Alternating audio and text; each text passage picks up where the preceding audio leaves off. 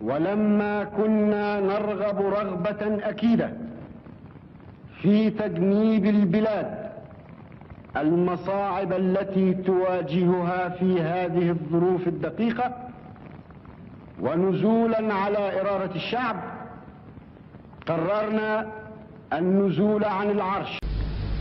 فإنني على استعداد لتحمل المسؤولية كلها، ولقد اتخذت قرارا أريدكم جميعا أن تساعدوني عليه. لقد قررت أن أتنحى تماما ونهائيا عن أي منصب رسمي وأي دور سياسي، وأن أعود إلى صفوف الجماهير وأدي واجبي معها كأي مواطن آخر. في هذه الظروف العصيبة التي تمر بها البلاد،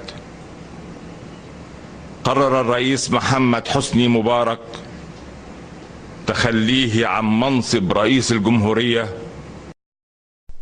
لكن لا بديل عن الشرعية. الشرعية هي الضمان الحقيقي بل الوحيد لكي نضمن عدم ارتكاب عنف.